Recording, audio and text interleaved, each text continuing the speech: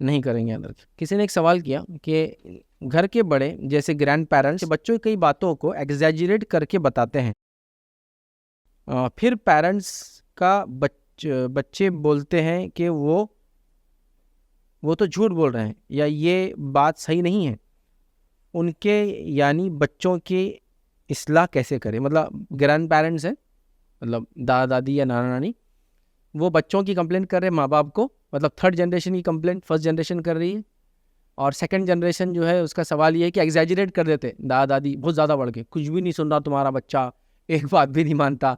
अब बच्चों को माँ बाप बोल रहे तुम क्यों नहीं मानते की बात, तो बच्चे बोले दादा दादी झूठ बोल रहे, हम तो सब मान रहे थे सिर्फ एक नहीं मान रहे। तो क्या करना, देखिए ग्रैंड पेरेंट्स जो चीज़ एग्जैजरेट करके बोल रहे हैं आप उसको एक्सपेक्ट कीजिए कि इतना एग्जैजरेशन होगा, इतना नहीं क्यों होंगे। बच्चों को पूछिए बेटा क्या हुआ था दादा दादी के साथ, बच्चे खुद बोलेंगे क्या है, उसमें थोड़ी तहकीकत कीजिए कि सच कितना बोल रहे हैं, और उसमें फिर उनको बताइए अगली बार ये गलती भी एक जो हुई वो भी नहीं होना चाहिए। बड़ों को बोलना चाहिए कि अम्मी हमने समझा दी, अब्बा हमने समझा दिए, अब्बू हमने समझा दिए, अंकल हमने समझा दिया, आंटी हमने समझा, जो भी आप बोलते सास ससुर या माँ बाप को बोल के बता देना चाहिए कि बच्चों की इस्लाह हो गई है।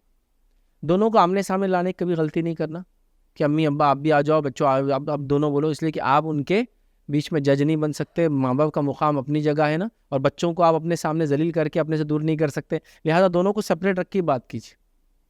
कभी माँ आपकी कंप्लेन करिए बीवी की आपके, मतलब फर्स्ट थर्ड जनरेशन सेकेंड ही कंप्लेन करिए, दोनों को आप बुला के कभी बात नहीं करना। दोनों को एक का एहतराम आपको चाहे जो भी हो करना माँ है, और दूसरा ऐसा उसका एहतराम नहीं करे तो वो आप पे सर पे सवार हो जाती बीवी।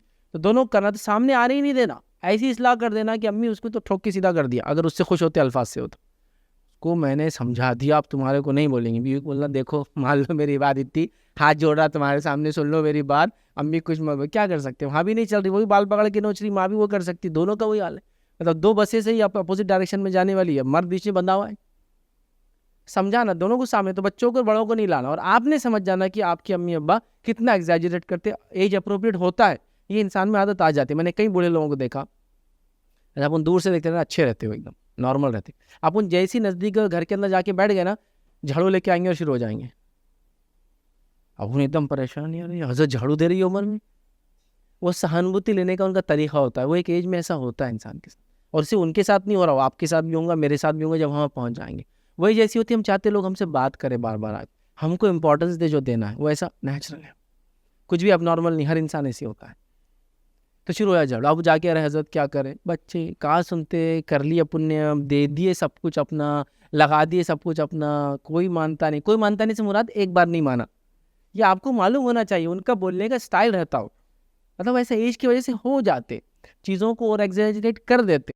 ठीक है, आपको वो समझना पड़ेगा, और समझकर उस चीज़ को हल करना पड़ेगा। कभी कभार तो ऐसी चीज़ें भी करते वो कि जो नहीं हुई, या ऐसा प्रिटेंड करते कि वहाँ थे जब हुई, जबकि वो नहीं रहते। और ऐसी चीज़ें पास्ट में भी हुई, इस्लामिक आप पढ़ेंगे ना तो उसके अंदर भी कुछ उसूल आते हैं कि वो लोग जो तदलीस करते हैं, बातों को ऐसा बयान करते हैं कि जैसा वो थे जबकि वहाँ नहीं होते हैं, इसको मुदल्लिस बोलते हैं रावी को। लेकिन उनकी रिवायत मुकम्मल तौर से तर्क नहीं की जाती, छोड़ी नहीं जाती, मतलब प्रिटेंड करते हैं कि मैं वहाँ था, ऐसा शो करते हैं, लेकिन वो थे नहीं। जब आप उनसे क्रॉस क्वेश्चन करते तो बोलते ऐसा नहीं, ऐसा था। या मिसाल के तौर पर मैं जो है बगदाद में था, और बगदाद में मैंने जो है अहमद को कहते हुए सुना, और अहमद रिवायत कर रहे थे फलां फलां।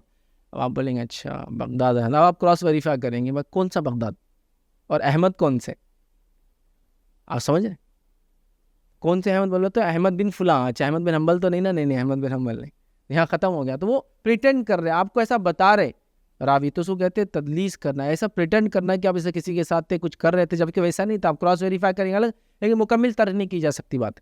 तो आप चीज़ों को देखेंगे, स्क्रूटनाइज करेंगे, उसका लेवल देखेंगे, कब कब बोलते हैं ऐसा, कब उन्होंने नाराज़ हुए थे, क्यों ऐसा उन्होंने बोला, सब करेंगे। उनका मुकाम भी अपनी जगह, बच्चों की तरबियत भी अपनी जगह, बच्चों को भी उसी परसेंटेज से आप इस्लाह करेंगे, उतनी जिसको कहेंगे ना नसीहत करेंगे जितनी ज़रूरत है। वरना आप मुकम्मल तौर से बोलेंगे हमारे माँ बाप ये बोल रहे तुम्हारे दादा दादी फलाएं, तो बच्चे नाराज़ होते हैं दादा दादी से। तो आप उनका भी इनके सामने मत बोलिए, इनका भी उनके सामने मत बोलिए, दोनों को अपना मुकाम देते हुए दोनों की इस्लाह करने की कोशिश कीजिए। आप बेहतर पोजीशन में तो जानते हैं क्या करना है, बीवी और सास को साथ ला के बात करने की माँ को आपको ज़रूरत नहीं है, बच्चों को और बड़ों को साथ ला के आपको वहाँ नहीं। वरना क्या होता है, बच्चे और वो आपके वालिदैन बराबर हो जा रहे हैं ना, आप दोनों को बुला के खड़ा कर दे रहे, सही नहीं है। आप समझ जाए इन्होंने जो बोले इसमें क्या है, बच्चों से पूछे बेटा तुम लोगों ने क्या किया। कभी बच्चों का इंटेंशन अलग होता है, बड़े अलग समझ लेते हैं, बहुत सारी चीज़ें होती है। बहरहाल उसको समझ के करना, और ये ह्यूमन बिहेवियर सोशियोलॉजी का पार्ट है, उसको हमको देखते हुए बड़ों की और छोटों की इस्लाह करने की ज़रूरत है।